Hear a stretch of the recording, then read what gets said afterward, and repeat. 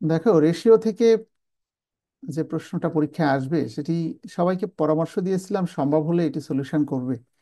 এর মেন কারণটা বলেছিলাম যে এখানে যদি কোনো স্টুডেন্ট তিনটি পার্ট সঠিক করে সলভ করতে পারে তাহলে সে 3 2 6 নাম্বার পাচ্ছে।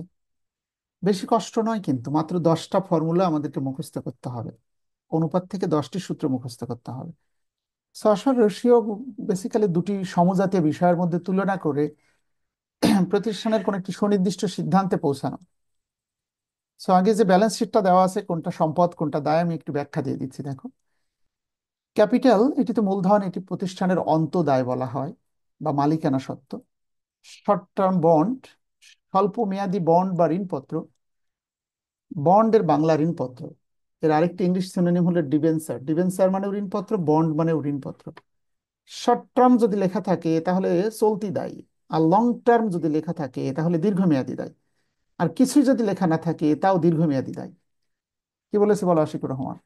শর্ট টার্ম বন্ড এবং লং টার্ম বন্ড বা ডিবেঞ্চার। স্যার, শর্ট টার্ম থাকলে চলতি দায়, আর লং টার্ম থাকলে দীর্ঘমেয়াদী দায়, আর দীর্ঘমেয়াদী, কিছু বলা না থাকলে দীর্ঘমেয়াদী দায়। দীর্ঘমেয়াদী দায়। বিকজ ডিবেঞ্চার বা বন্ড একটি কোম্পানি ঋণপত্র কখন বিক্রি করে? শেয়ার বিক্রয় করে জনগণের কাছ থেকে টাকা কালেকশন করা হয়েছে ব্যবসা করার জন্য। বাট জনগণের কাছ থেকে টাকা নেওয়ার পরেও যদি একটি প্রতিষ্ঠান মনে করে আরো টাকা প্রয়োজন, তাহলে জনগণের কাছে তারা ঋণপত্র বিক্রি করতে পারে। যারা ঋণপত্র ক্রয় করবে তারা কোম্পানির মালিক হতে পারবে না, কিন্তু নির্দিষ্ট হারে সুদ পাবে। এখন প্রশ্ন হলো, ঋণপত্র কি অল্প কিছুদিনের জন্য কোম্পানি বিক্রি করে আবার টাকা ফেরত দিয়ে দিয়ে দিয়ে দিবে কিনা? যদি শর্ট টার্ম হয় তাহলে সত্যি 1 বছরের মধ্যে কোম্পানি আবার জনগণকে টাকা ফেরত দিয়ে দিবে আর কি। আর দীর্ঘমেয়াদী ঋণপত্র হলে এটি দীর্ঘমেয়াদী দায়, একবার আমরা টাকা গ্রহণ করলে সাধারণত আর টাকাটা ফেরত দিব না। যাই হোক, আরেকটি মালিকানা সত্ত্ব আছে যেটির নাম হলো জেনারেল রিজার্ভ, বাংলা হলো সাধারণ সঞ্চিতি তহবিল। আমরা জানি প্রতিষ্ঠানে প্রতি বছর ব্যবসা করে লাভ হয়, লাভের টাকার একমাত্র দাবিদার হলো মালিক। আমরা যারা অ্যাকাউন্টিং এর অঙ্ক করি, আমাদের ভাবতে হবে আমরা একটি প্রতিষ্ঠানের ম্যানেজার, আমার দায়িত্ব হলো মালিকের টাকা মালিককে বোঝানো। তাহলে জেনারেল রিজার্ভ ফান্ড, সাধারণ সঞ্চিতি তহবিলের টাকা কিভাবে একটি প্রতিষ্ঠান তৈরি করে? প্রতিষ্ঠানের ম্যানেজার লাভের যে টাকা প্রত্যেক বছর মালিককে না দিয়ে দিয়ে কিছু টাকা ধরে রাখে। এই ধরে রেখে রেখে একসময় বিশাল একটা ফান্ড গঠিত হয়, এটার নাম হলো জেনারেল রিজার্ভ ফান্ড। মালিক যদি মূলধন দেয়, সেটি যেমন মালিকের দাবি বা মালিকানা সত্ত্ব।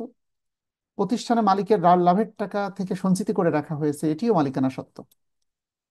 আর দুইটা আইটেম বাকি আছে, অ্যাকাউন্টস পেয়েবল, পাওনাদার, বাকিতে পণ্য ক্রয় করা হয়েছে, 1 বছরের মধ্যে অবশ্যই টাকা পরিশোধ করতে হবে, চলতি দায়। নোটস পেয়েবল, বাকিতে পণ্য ক্রয় করা হয়েছিল, টাকা পরিশোধ করার লিখিত গ্যারান্টি দিয়ে দিয়েছি, এটিও চলতি দায়। তাহলে এখানে দুইটা চলতি দায় পেলাম, আর শর্ট টার্ম বন্ড একটা চলতি, তিনটা চলতি দায় পেলাম। দুটি মালিকানা সত্ত্ব পেয়েছি, একটা স্থায়ী দায় পেয়েছি আমরা। একইভাবে সম্পদের দিকে, ল্যান্ড অ্যান্ড বিল্ডিং, যে সম্পত্তি প্রতিষ্ঠান বিক্রয়ের উদ্দেশ্যে ক্রয় করে না তাকে স্থায়ী সম্পত্তি বলে।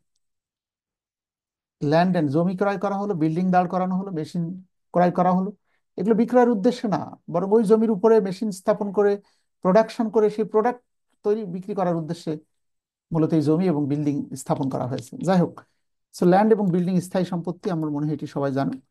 প্লান্ট অ্যান্ড মেশিনারি স্থায়ী সম্পত্তি।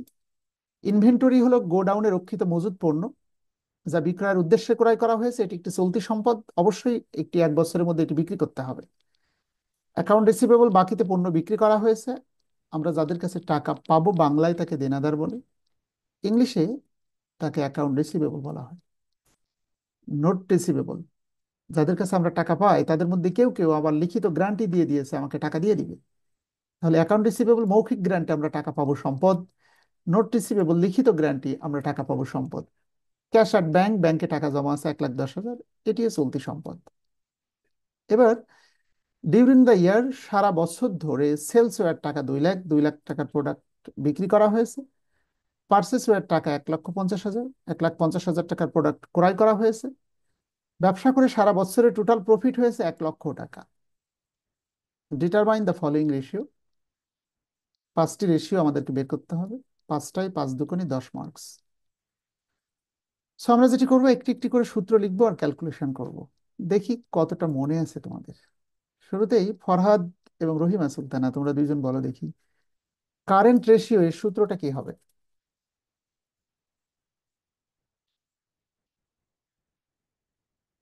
নেটওয়ার্কের সমস্যা স্যার। কার সমস্যা, তোমার নাকি আমার?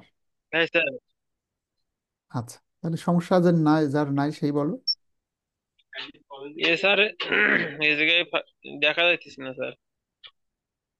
Current sir Sir, current current asset by assets divided by current current liabilities. Current ratio এর বাংলা হলো চলতি অনুপাত। হ্যাঁ, এটা সূত্র হলো current asset divided by current liabilities. ব্যাখ্যা: প্রতিষ্ঠানের চলতি সম্পদগুলো যোগ করে চলতি দায় দিয়ে ভাগ করে দিলে উত্তরটা পাওয়া যাচ্ছে। তাহলে আমি হোয়াইট বোর্ডে লিখে লিখে সূত্রগুলো দেখাচ্ছি, আশা করি হোয়াইট বোর্ডটা দেখতে পাচ্ছ তোমরা। তাহলে সূত্র বলো। সাফিয়া বলছিল কারেন্ট রেশিও এর সূত্র পরীক্ষা এভাবে লিখবে: we know Current assets divided by current liabilities. Current asset মানে চলতি সম্পদকে চলতি দায় দ্বারা ভাগ করব। Current asset divided by current liabilities. এখন যেটি করব, কারেন্ট অ্যাসেটগুলো যোগ করব। এখন পরীক্ষায় হাউ টু ক্যালকুলেট, যদি তোমরা পর্যাপ্ত সময় পাও আইটেমগুলো লিখে লিখে যোগ করবে। আর যেহেতু আমি অনুমান করছি আমার হাতে সময় কম, আমি শুধুমাত্র কারেন্ট অ্যাসেট যেটা আছে টাকাটা লিখে লিখে যোগ করে দিচ্ছি, আইটেমের নাম লিখলাম না। যেমন সম্পদের দিকে ইনভেন্টরি আছে 1 লাখ টাকার, কারেন্ট অ্যাসেট। অ্যাকাউন্ট রিসিভেবল আছে 50,000 টাকার, কারেন্ট অ্যাসেট। এক কথায় রেড কালার যে চারটা আছে এগুলো সবই চলতি সম্পদ। প্রশ্ন করলাম নূরজাহানের কাছে, নূরজাহান বলো চলতি সম্পত্তি কাকে বলে?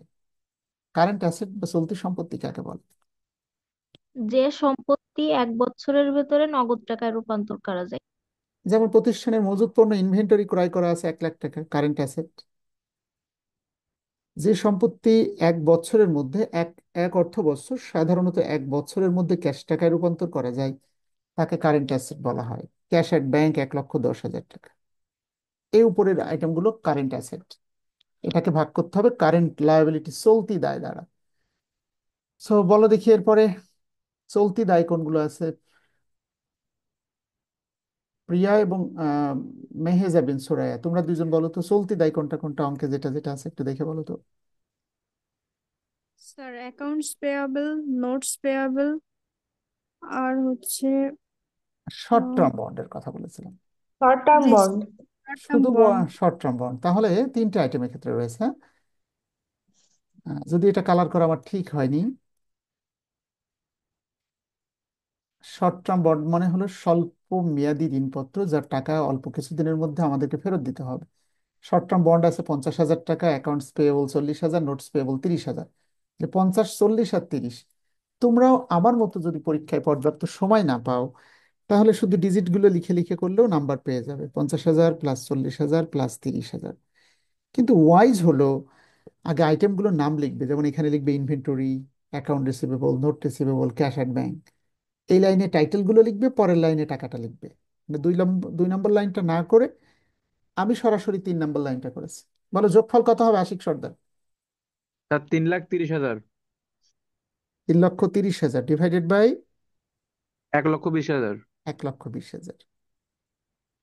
এটাকে এটা দিয়ে ভাগ করতে হবে, তাই না? স্যার 2.75:1। 2.75:1। এমন একটি মান এসছে, কমেন্ট লেখা রিয়েলি ভেরি ডিফিকাল্ট।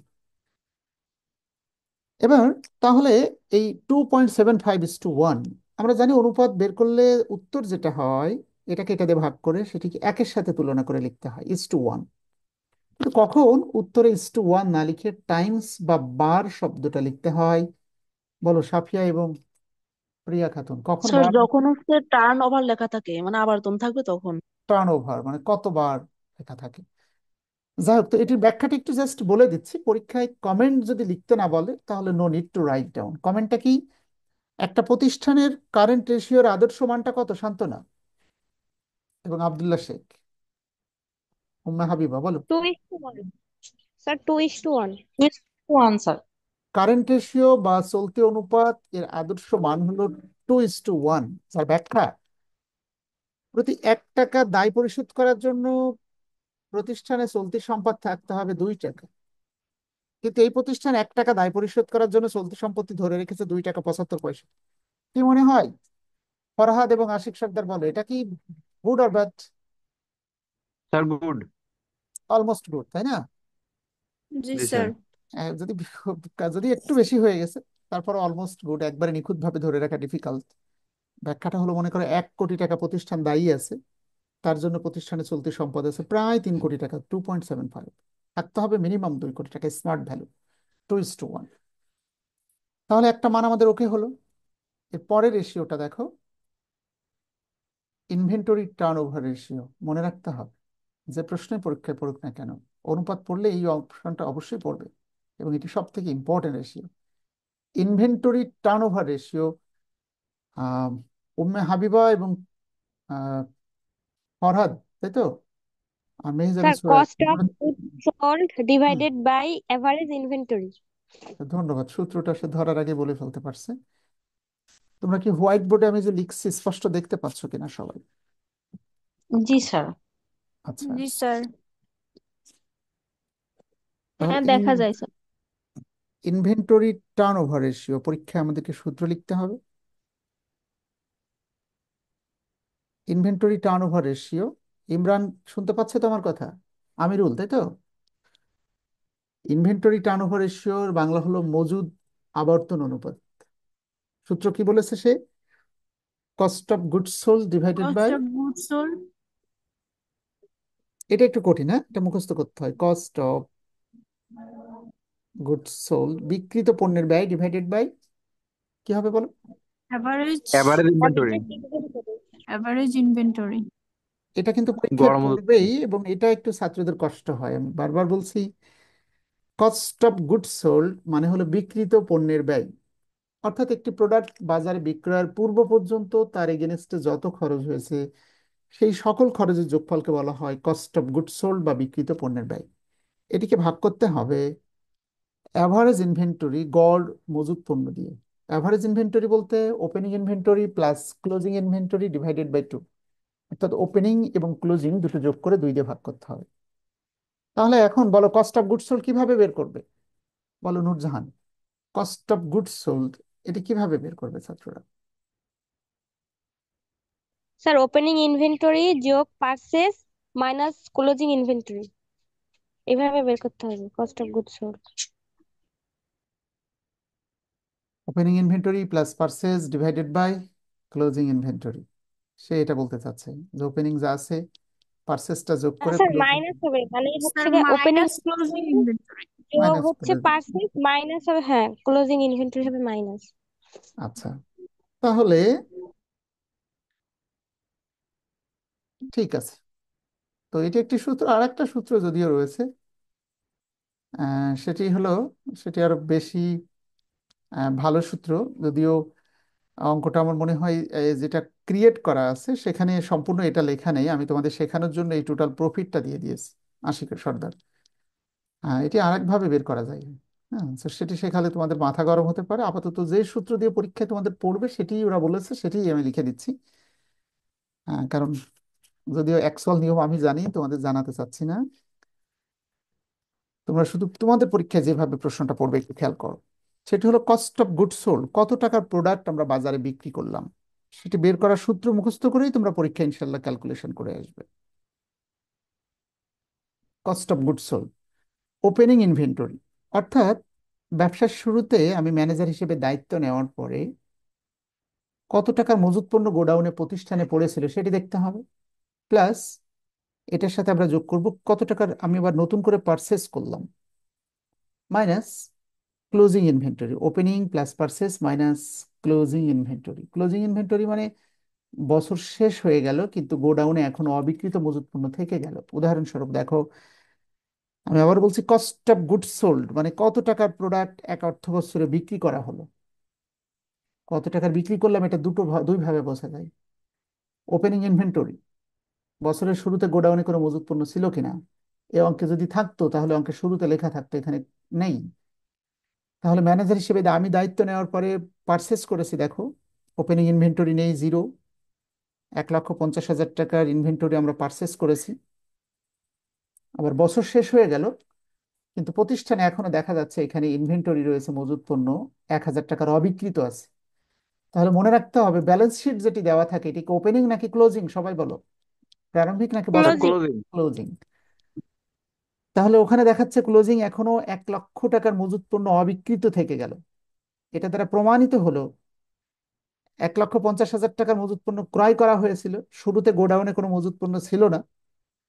এখনো ব্যবসা বছর শেষ 1 লক্ষ টাকার মজুত পণ্য গোডাউনে পড়ে আছে। তার মানে সারা বছর প্রতিষ্ঠান থেকে মজুত পণ্য বিক্রি করা হয়েছে 50,000 টাকার। যত টাকার মজুত পণ্য প্রতিষ্ঠান ছেড়ে চলে যায় বা বিক্রি হয়ে যায় তাকে বলা হয় কস্ট অফ গুডস সোল্ড। সবার জন্য পরামর্শ থাকছে সূত্র মুখস্থ করে এভাবে ক্যালকুলেশন করবে। যদি আরেকটি ফর্মুলা ছিল সেটা হলো সেলস থেকে প্রফিটটা বাদ দিলে, ওইটা নিখুঁত উত্তর হওয়ার কথা ছিল। কিন্তু যেহেতু মূল অঙ্কে আমি নিশ্চিত প্রফিটটা নেই, আমি তোমাদের শেখানোর জন্য এখানে প্রফিটটা যোগ করেছি, এই কারণে আমি এভাবে করে দিলাম। So cost of goods sold এর সূত্রটা মুখস্থ বলো দেখি, শান্তনা সরকার এবং রহিমা সুলতানা বলো দেখি। কস্ট অফ গুডস সোল্ড এর সূত্র মুখস্থ বলো। Opening inventory plus plus purchase minus closing inventory. Minus closing inventory. Recording দেখে লিখে নিও, লিখে মুখস্থ করবে যারা আজকেই নতুন, দু একজন আছো, ঠিক আছে? আমিরুল ফরহাদ আর মেহেজাবিন সুরায়া, তাদের বলছে অ্যাভারেজ ইনভেন্টরিটা তারা বলবে ইনভেন্টরি মানে তো শুধু মজুত পণ্য, তাহলে আবার অ্যাভারেজ কেন লেখা থাকে? ইনভেন্টরি টার্নওভার রেশিও, এটার অ্যাকচুয়াল বাংলা হলো একটা নির্দিষ্ট অর্থ বছরে গোডাউন থেকে মজুত পণ্য কতবার বিক্রি করা হলো সেটি বের করতে হবে।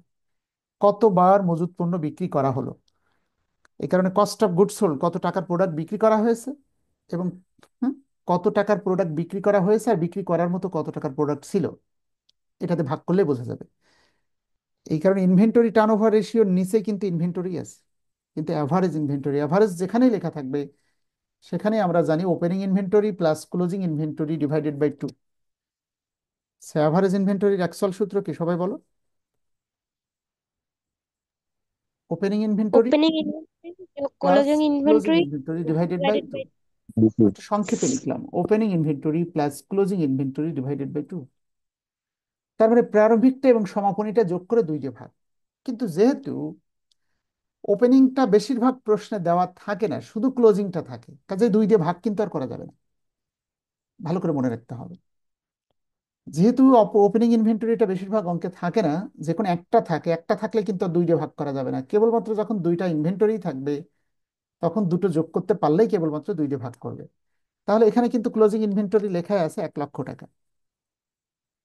তাহলে তো উত্তর নিয়ে একটু ঝামেলা হয়ে গেল আশিক সর্দার। উত্তরটা কত আসছে? জি স্যার। স্যার 0.5। 0.5। 0.5 টাইমস। মানে কি, এই প্রতিষ্ঠান বছরে একবারও তাদের প্রোডাক্ট গোডাউন থেকে বিক্রি করতে পারেনি। সবাই খেয়াল করো, সাধারণ অনুপাতে যেটা উত্তর হয় 1:1 লেখা হয়, current ratio, working capital ratio, acid test ratio, এই ধরনের হলে আমরা এভাবে লিখতাম, এত 1:1। কিন্তু এটা না লিখে কখন উত্তরের সাথে টাইমস লিখতে হয়? ওই যে সাফিয়া বললো, দেখো যদি প্রশ্নের টার্ন ওভার কথাটা লেখা থাকে, টার্ন ওভার, যার বাংলা হলো কতবার, তাহলে এই প্রতিষ্ঠান এক অর্থ বছরে গোডাউন থেকে তাদের মজুত পণ্য বিক্রি করেছে অনলি 0.5 টাইমস, একবারও না, হাফ টাইমস। বলো আশিক সর্দার, এটা কি ভালো নাকি খারাপ? স্যার খারাপ, খারাপ। ইনএফিসিয়েন্সি। তাহলে আদর্শ মান কত, একটা অর্থ বছরে কতবার কমপক্ষে প্রোডাক্ট 6 বিক্রি করতে times। হবে? Sir 4 to 6 Times. কোনো কোনো বলছে 4 to 6 টাইমস, কোনো কোনো বইয়ে বলছে 6 to 8 টাইমস। হ্যাঁ, আমি কি লিখে দিয়েছিলাম নোট করে? Sir 4 to 6। তোমরা এভাবে লিখবে, মজুদ আবর্তন অনুপাতের বাংলা কি? মজুদ আবর্তন অনুপাত। ইনভেন্টরি মানে মজুদ পণ্য, টার্নওভার মানে আবর্তন মানে কতবার ঘুরলো, রেশিও মানে অনুপাত। মজুদ আবর্তন অনুপাতের আদর্শ মান, এটা প্রতিষ্ঠানের সাইজ, জনপ্রিয়তা, ব্র্যান্ড ইমেজ ইত্যাদির উপর নির্ভর করে। তবে সাধারণত একটি মাঝারি সাইজের প্রতিষ্ঠানের জন্য মজুদ আবর্তন অনুপাতের আদর্শ মান 4 থেকে 6 বার। কথাটা এভাবে লিখবে, একটি মাঝারি ধরনের ব্যবসায়িক প্রতিষ্ঠানের জন্য মজুদ আবর্তন অনুপাতের আদর্শ মান 4 থেকে 6 বার। যদিও বড় বড় প্রতিষ্ঠানের ক্ষেত্রে এটা আরো বেশি বার হতে পারে, এবং এই অনুপাত যত বেশি হবে তত আরো বেশি স্মার্ট। হ্যাঁ, মাত্র এটা 0.5 টাইমস হয়েছে। এরপরে আসো দেখো, এরপরে যে formula account receivable turn over ratio. So আমরা মনে হয় দুটো আমরা দেখালাম, আর তিনটে আমি দেখো আমাদের আবার একটু লিমিটেশন আছে জুম অ্যাপসের। তোমরা জানো, এই কারণে ব্রেকের পরে আমি এটা আবার শুরু করতে পারছি।